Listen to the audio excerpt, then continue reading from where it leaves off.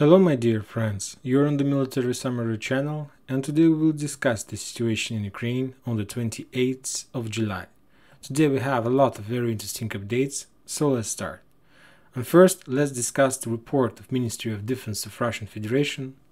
They continue shelling and attacking the Ukrainian forces with the rockets, and as a result of such attack, the 72nd Mechanized Brigade lost around 70 soldiers near a town by the name of Artyomovsk or Bakhmut in this area. As we can see, the Russians continue hunting this brigade. This brigade used to protect the Ugledarska power plant. This brigade had a lot of losses during the previous weeks. The Russians were attacking their warehouses, its brigades, its separate battalions, its reserves, and so on. And now they continue doing the same thing. Now the important update is coming from Kherson area. From the south of Kryvyi Rih, there is another 16 motorized brigade. The Russians attacked this brigade as well, and as a result of that attack, this brigade lost around 130 soldiers. This is a very powerful brigade. The main idea and the main goal of this brigade is upcoming offensive operation towards the south. This brigade was reinforced with a lot of anti-tank systems, anti-air systems, and so on. So the Russians are hunting this brigade as well. As they are hunting this 72nd Brigade, the same thing they're hunting for this 16 motorized brigade. Now the interesting update we got from Bakhmut area, from Soledar. As you can see, the map of this position has been updated a little bit. You see that half of town Pokrovska is under Russian control.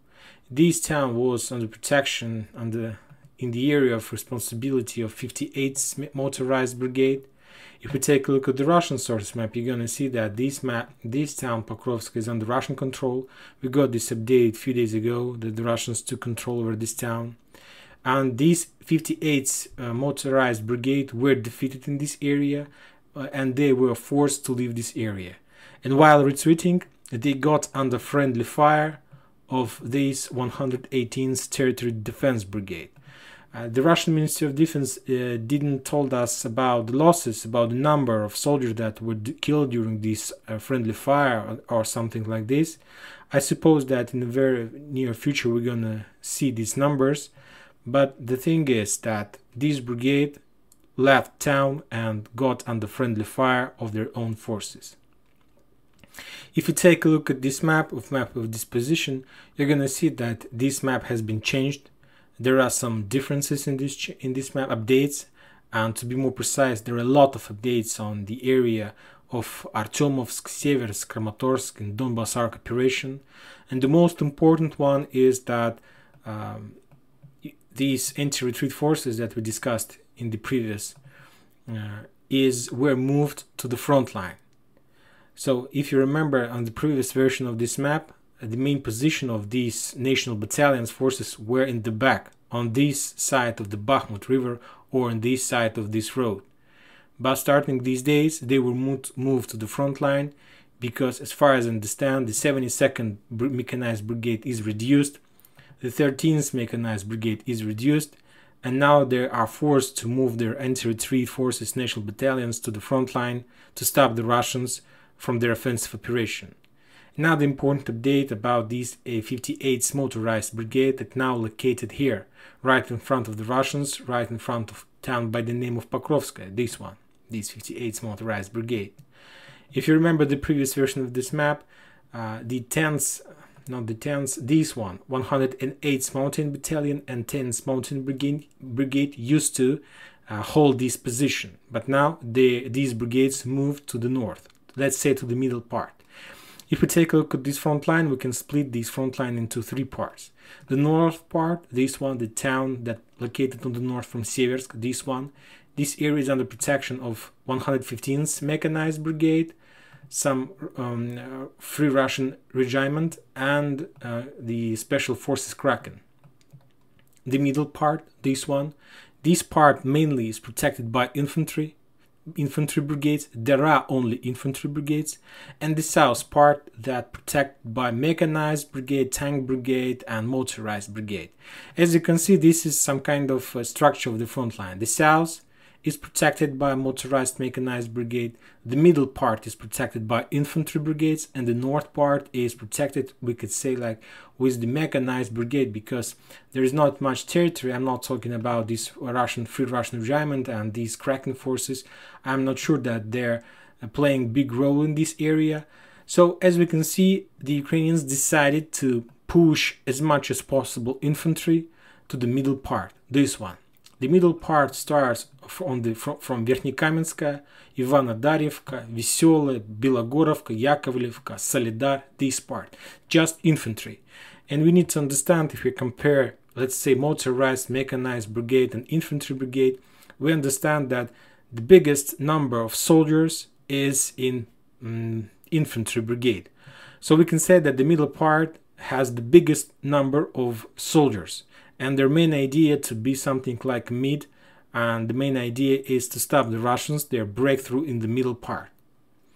If we're talking about the south, there are just national battalions who's pretty well equipped, and I suppose that this volunteer corps, these national battalions, is something middle between mechanized brigade and infantry brigade and infantry brigades. And so we see that the south is reinforced heavily with heavy equipment, we can say, vehicles and professional soldiers, because we understand that this part is the main strike of the Russians in this part of this campaign.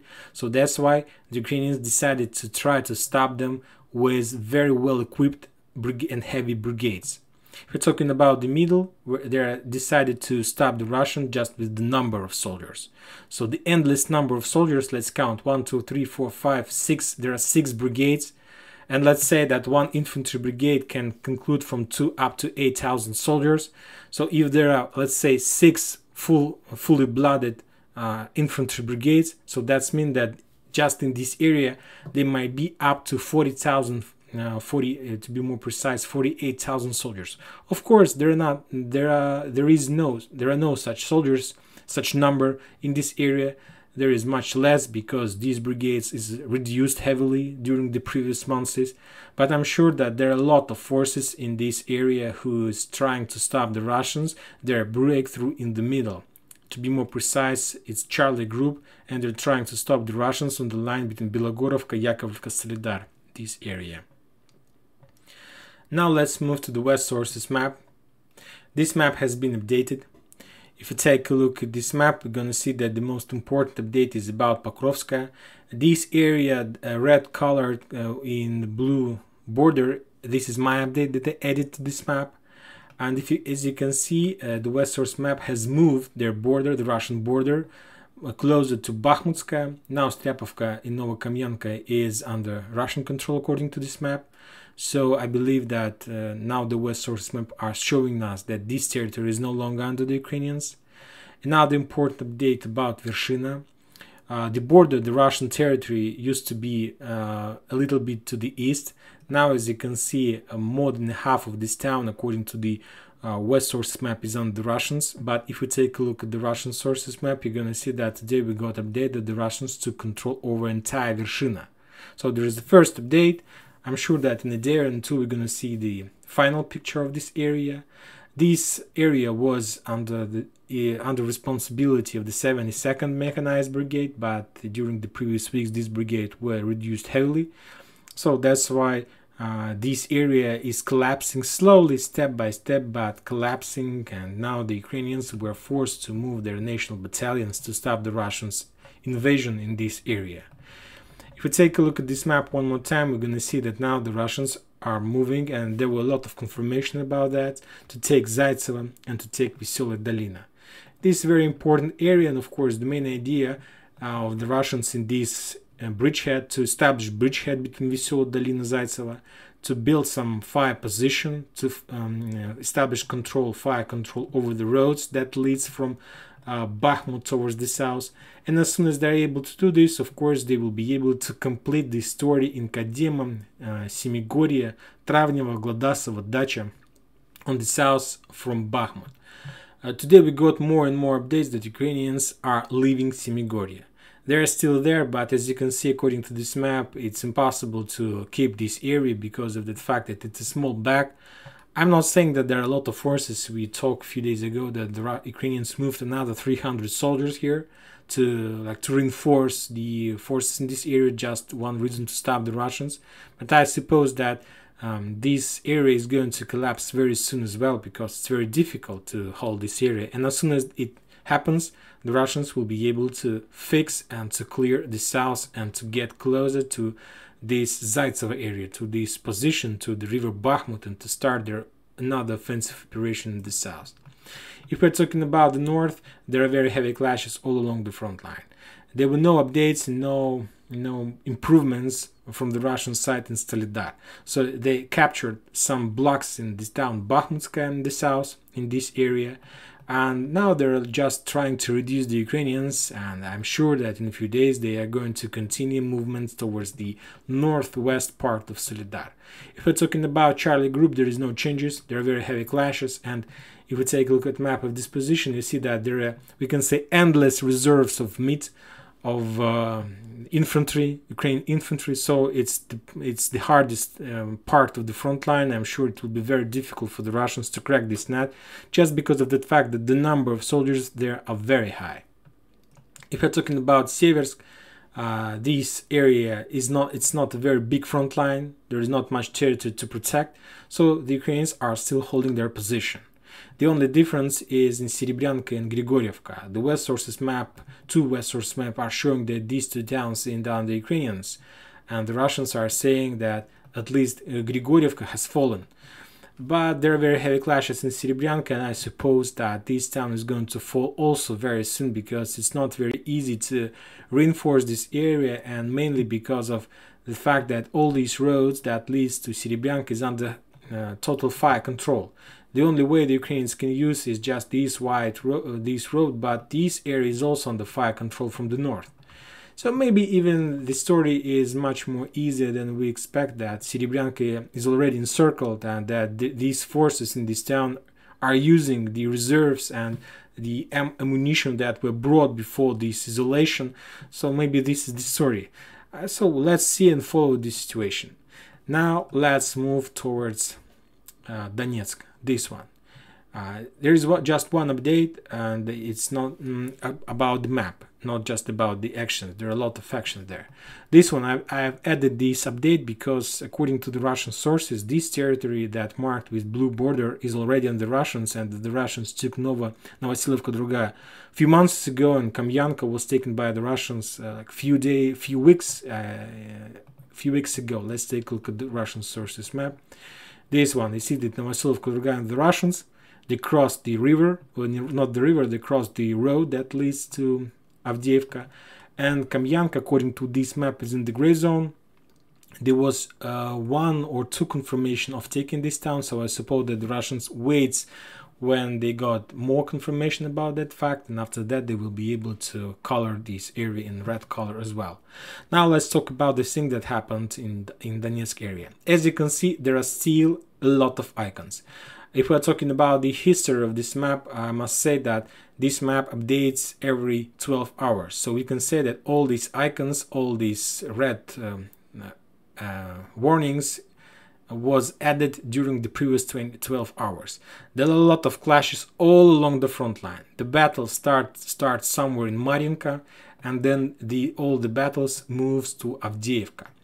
Today we got two important updates. If we're talking about the Russian sources, they're not providing any information at all.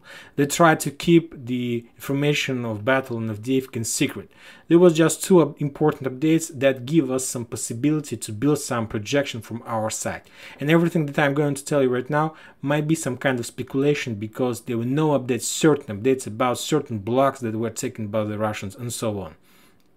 Two updates. The first one, let's discuss the area that we discussed yesterday, the area between Krasnogorovka and Peski. As you remember, yesterday I told you that there was confirmed offensive operation towards these two towns, and the Russian sources, some Russian sources were drawing arrows that leads. Let's take a look at this map one more time. This one. There was some updates from the Russian sources that the Russians are moving towards Krasnogorovka and so on. If you're talking about Peski, that they're moving towards Peski. But today I got report, some confirmation that, and according to this note, I will translate you how I read this, that the Russians managed to achieve some success in the area between Krasnogorovka and Peski. So between, that means that somewhere here, in the middle, let's say. As we discussed, as we projected, the Russians are moving towards Nivelskoye, this town. And the most important part, that the Russians, they didn't get this village yet, haven't get this village yet, but the report was that they managed to took some important checkpoints in this area. Let's take a look at the Russian source map. What is checkpoint? This one. This like trenches area that is very important. 1, 2, 3, 4, 5. There is like dozens of these checkpoints. So I suppose that the Russians took exactly these two checkpoints or something like this, and they moved here. And now there we can say that they passed already half of the way towards this small village. It might be some kind of speculation. I'm just trying to adopt and to project the things that we got. Another important update came today from Marinka, this town. If we take a look at the west sources map, this one. This is a very fortified area.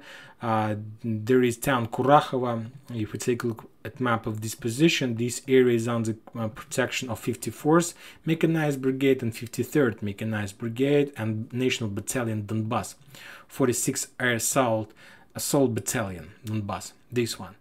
And the Russians were attacking Krasnogorovka and Peski from the north, Marinka from the north, and this one. And there was a report from the Russian sources that Ukrainians, as soon as they faced such a terrible, horrible and heavy shelling, they just left their position. And there is an icon on the north of Marinka that some Ukrainian forces left the north of this town, and that allowed the Russians to continue their offensive operation toward the north of Marinka. Another important update today came from Avdiivka. There was also update from very famous Russian Telegram channel, military Telegram channel, from the reporters who is working in this area, in Donetsk area, and they announced that the Russians managed to enter the edge of Avdiivka. I can't tell exactly where the Russians entered the town. They could do this from the south. I'm not saying that the Russians took control over at least a lot of big territory, but I suppose that they managed to establish some position, let's say on the south of this area, or I suppose that maybe because of the fact that Kamenka is under Russian control, maybe they managed to cross this area and to establish some positions here. So we can say that the operation of Storm of Avdiivka has been started by the Russians. They decided to attack Ukrainians from many sides, trying to fix them, trying to reduce them as much as possible. Today I got dozens of video confirmation from the Donetsk area that Ukrainians can't even get from the trenches. They're sitting in the trenches, they're sitting in the lowlands, they can't even get out because the Russians are shelling this area heavily 24 hours, not just using artillery. There was a lot of video confirmation of air attack. You see that there is even some kind of mark in this area, like Russian Su-25 are working in the middle of this area. There was a lot of updates about helicopters attack when the helicopters were flying towards this area, reducing the Ukrainian position as much as possible.